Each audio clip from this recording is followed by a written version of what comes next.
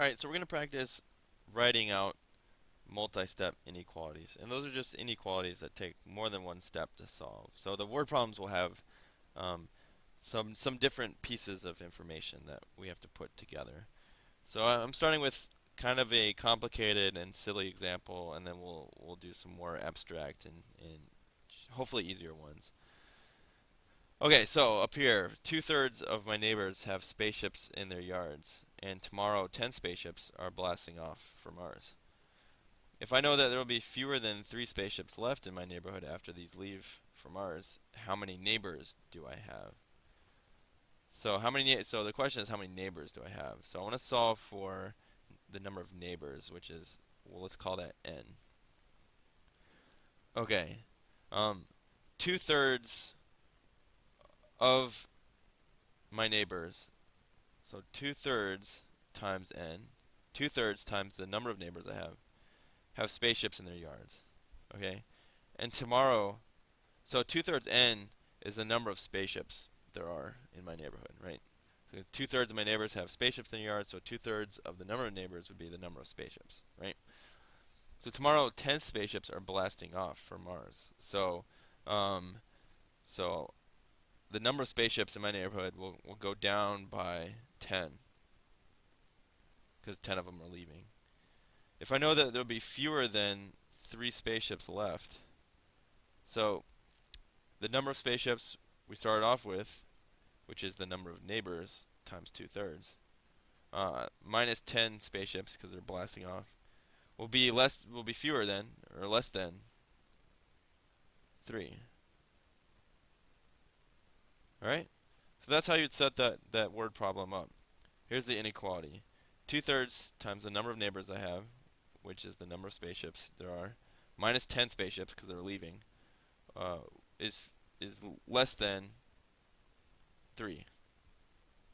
All right, so don't need to solve it. We're just setting these up. That's how you do it. So that's a little complicated. Started with a challenge. Now let's look at these kind of just more abstract ones. 3 more than 4 times a number. Okay. 3 more than, so plus 3. 3 more than 4 times a number. 4 times, let's call that number n. We don't know what that is. So this is 3 more than 4 times a number is less than or equal to, is less than, so is less than or equal to 23. 23. Let me set up. So you can see this is a multi-step inequality because there are a couple things you have to do to get n by itself, to solve for n. First, you'll subtract 3 from both sides, then you'll divide both sides by 4, and then you'll get what n is. Alright, let's look at this next one. 7 less than, so we're taking something and subtracting 7, we know that. 7 less than 5 times a number.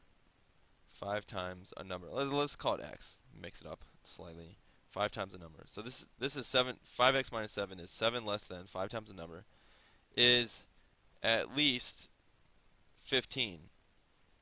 So it could be equal to 15 or it could be greater than 15. So 7 less than 5 times the number is greater than or equal to 15. It's at least 15. All right, you can see that that's a multi-step as well. To solve it, we would have to isolate x to get x by itself. In order to do that, you'd have to undo a couple things. First, undo the subtraction of 7 by adding 7 to both sides. Second, undo the multiplication of 5 by dividing both sides by 15. Yeah? Alright, let's do the last one. 2 more than a number divided by 8. 2 more than a number divided by 8. So a number divided by 8, let's call that y. A number divided by 8, y divided by 8, and then 2 more than that. 2 more than a number divided by 8. And this is a little ambiguous. It would make sense if you interpreted that also as 2 more than a number, y plus 2, divided by 8. That would also make sense. It's ambiguous. Um, I believe this would be the more conventional way to do it. To kind of, yeah. So 2 more than 2 more than a number divided by 8. A number divided by 8 is less than or equal to that number. So the same number decreased by 5. That number decreased by 5. So, uh, 2 more than a number, 2 more than a number divided by 8, y divided by 8, is less than or equal to that number decreased by 5. And actually, this looks like this will take 3 steps to solve. Um, you would maybe 4 steps. Let's see. You'd want to get y by itself. Um, so maybe subtract 2 from both sides, and then multiply both sides by 8, and then perhaps then get the y's on both sides or get the y on one side of the inequality and then solve. Anyway, you can see that there's many steps here for solving this inequality, but you basically just go through and just translate each bit logically into some math. Just write what you know. So 2 more than a number divided by 8, a number divided by 8 is less than or equal to that number decreased by 5. So go bit by bit. So these are all multi-step inequalities to take more than one step to solve.